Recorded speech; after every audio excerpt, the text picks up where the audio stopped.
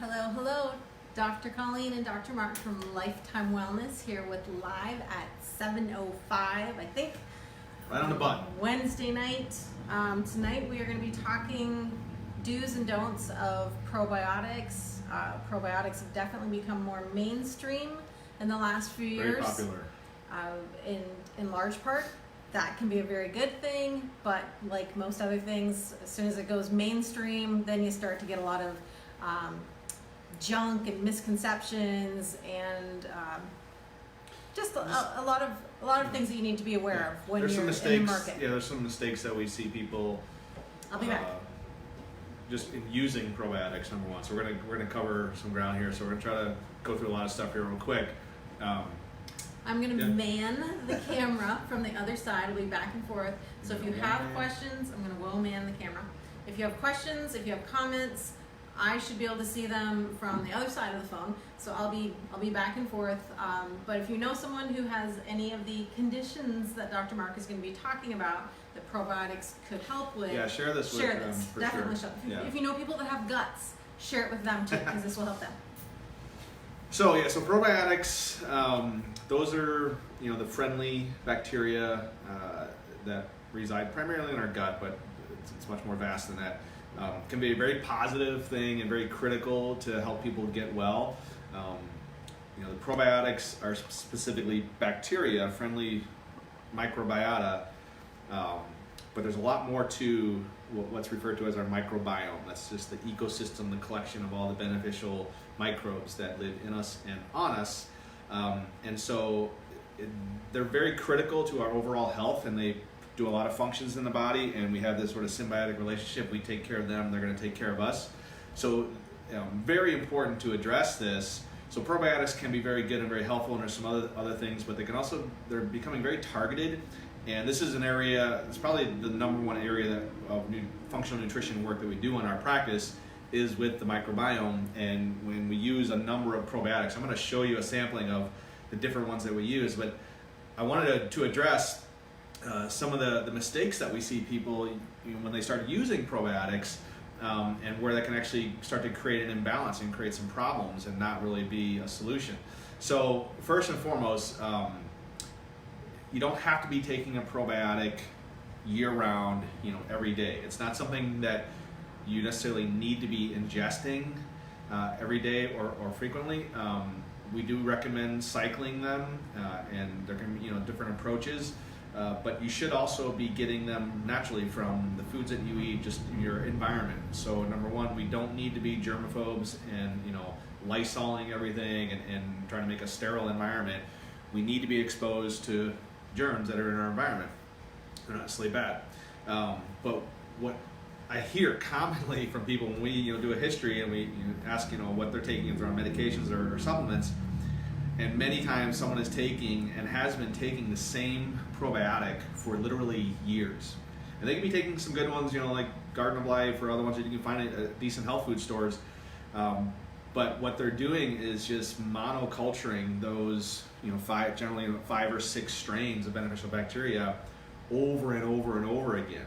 So it's not always about adding new bugs to the system. We also need a variety of them. So your microbiome is this ecosystem of microbes. There's not only beneficial bacteria, which the estimates are the bacteria outnumber our human cells 10 to 1. So when you think about it, we're actually more bug than we are human. Well, your microbiome also consists of beneficial viruses, and the estimates are the viruses outnumber the bacteria 10 to 1. So we're really more bug than we are human, but they all serve a purpose, and they help to protect us, and they produce nutrients, they help us digest our food, they produce neurotransmitters for the brain and different things like that. They help influence our genetic expression. So we do need to really nourish and protect our microbiome. So that means addressing the microbiome in a more specific, a more targeted way. So I'm just going to show you a sampling of some of the probiotics that we use that can become very targeted. And so right here we have a probiotic that was specifically designed for pregnant and nursing moms. So, during that stage, That's they really need... Right. Move it up a little bit closer. So for pregnant nursing moms, so at that stage, they need to address their microbiome in a very specific way. for the mom and for the baby. We also have one that's for women, for adult Read women. what it's called, because it's really bright. It's called here. Pro Women. The first one's called Pro Moms. This one is called Glucose Support, so this would be beneficial for someone who has blood sugar issues. Maybe they're diabetic or pre-diabetic, and so this is a product that's specific for those people.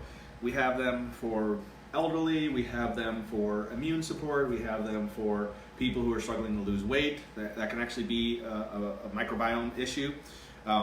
This is just an all-purpose Pro 15. It has 15 different strains of beneficial bacteria. Really, really good. We have them for kids. This is one, has about 5 or 6 specific probiotics for kids at that age group, younger ages. So Pro Kids. We also have one for kids that have recurrent ear, nose, and throat infections. So it's called Pro Kids ENT. Some other ones that we use. This is a general purpose. It's called ABCs, and acidophilus and bifidus complex. So your primary bugs that you need in you. And then this is called the Microbiome colonizer. This is I refer to as like the big dog. This is probably the best probiotic we have available. This we use in all of our gut restoration programs. Really, really good one here.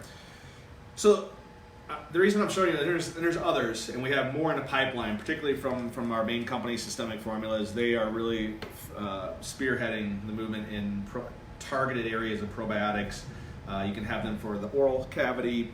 We even have a skin, it's called Skin Colonizer. So we have a topical that has 9 live, this is the only topical probiotic product on the market that actually has live bacteria strains. So there's 9 that are found on the skin in a really amazing essential oil blend with organic vanilla. It smells incredible. It's great as just a facial moisturizer, but we use it people with acne or eczema or psoriasis or any kind of skin disorder. So we actually have a microbiome on our skin. It's not just in us. So people get creeped out about bugs. They're actually on you, microscopic, so we don't feel them or see them. So the point is, there's many different types. We have hundreds of different strains of bacteria. So number one, don't keep taking the same probiotic. This is an area where if you're gonna spend some money on a supplement, you wanna buy quality. Don't be buying supplements from Costco or CVS or Walgreens. You wanna go to either a doctor's office or a legitimate health food store where they're carrying high quality products. So you wanna, because many of these products, they end up being dead, so they don't culture in you. They're not really providing you any support. These are all designed to survive digestion and get to where they need to go. But the other thing that another mistake that people make is they're only taking a probiotic, and they keep taking, these probiotics. Well, what a lot of people are lacking is they need to feed their microbiome. So that's what's called a prebiotics. It's like food for the bugs. Generally, it's a fiber-based product. This is why vegetables are so good for you. All the fiber in the vegetables is what the bugs eat, so it keeps them healthy and strong. So we want them to be reproducing and creating a really strong population, not just constantly adding new guys in there. So this is an example of a prebiotic. This one's called FBR. It's one of my favorite products that we have. This is an incredible product for intestinal health. So this one is made up of an all organic sprouted fiber base. It's gluten-free, dairy-free. It also contains an additional probiotic. It's called Bacillus coagulans, and this one's kind of a defender. He really kind of takes care of pathogenic bacteria. So there's an additional probiotic in this, but this is to feed them and can be taken a lot of different ways. It's a powder. You open it up, it smells like brown sugar. It's really, really cool. Another one, this other company that we use, another organic prebiotic. So we have a variety of these products, and it's important to maybe cycle through different ones at different times or for different conditions. Now there's one more thing I want to address when it comes to the microbiome, because I mentioned earlier we also have beneficial viruses, and that's referred to as your virome. And these are specifically what are known as bacteriophages, meaning these viruses specifically target and kill pathogenic bacteria. And so we actually have a few of these products available, and it's interesting. So these would be ideally used in lieu of antibiotics. So if you're trying to target, a pathogenic bacteria, modern medicine is just going to throw an antibiotic at it. Well, we also know that these bugs are getting resistant to the antibiotics, and you really need to reserve those for very, very serious cases. But these are the types of products, these bacteriophages or phages, are what are being used in Europe and other countries outside of the US in lieu of antibiotics. So they're very effective because they're very specific. So we have Like this one here is called Ecovirome. So the name implies, you can use this for infections, typically bladder or UTI infections that are commonly E. coli related. So this one is just gonna destroy E. coli. And the nice thing about it is when it destroys these bugs, what's left, the remains, end up being prebiotics, food for the other guys. So it does a double thing. But the viruses are not pathogenic to the humans, they don't harm you, but they're very targeted. Whereas if you took an antibiotic, generally a lot of them are kind of all-purpose antibiotics, and they're gonna wipe out good guys and bad guys. With these phages, or these bacteriophages, they're very specific. So this one is specific to Pseudomonas aeruginosa, and very opportunistic pathogen, very commonly found in a lot of infections, things like after burns or a catheter is removed, or ear infections, pneumonia, different things like that. So very resistant to antibiotics. So this is a great one that can be used in lieu of antibiotics. And this one here is more for salmonella. It's actually in a spray pump.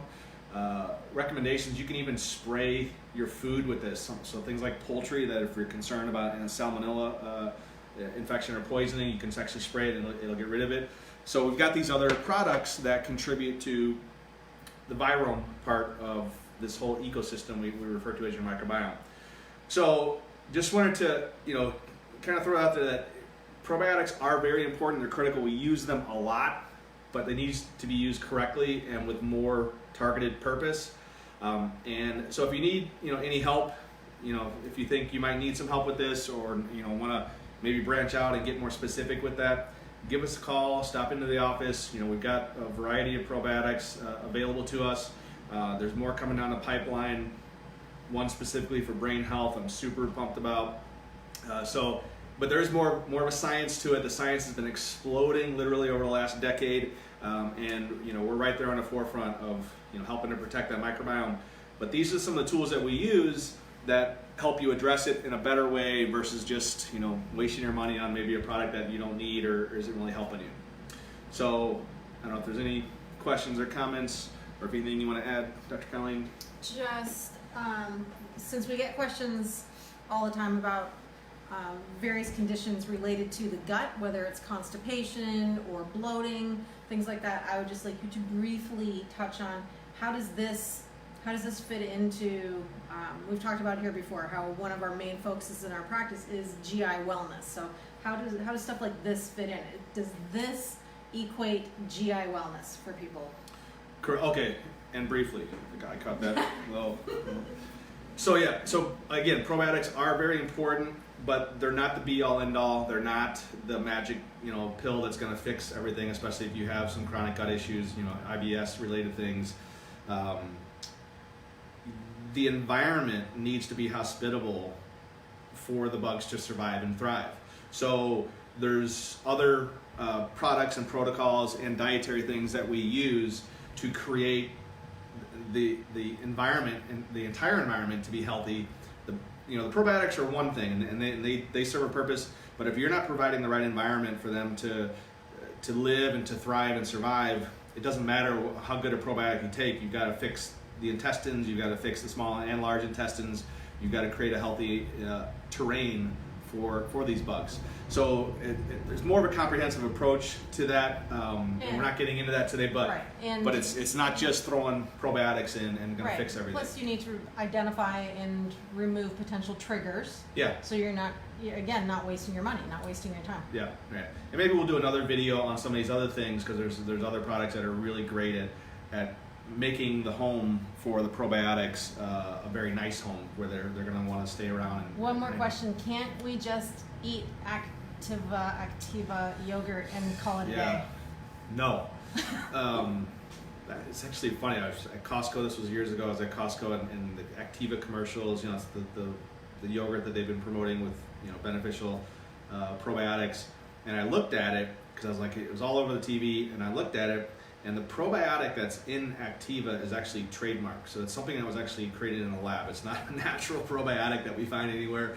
And I've had a number of patients who took that and just had god-awful GI problems, like raging diarrhea and things like that. So caution, take at your own risk. But yeah, so that's, yeah. We can do better. We can do better. We definitely can do better. Yeah. Right. So hopefully that's helpful. Any questions, comment, call the office, stop in. I'll put our info in the comments for you. And we'll see you next week.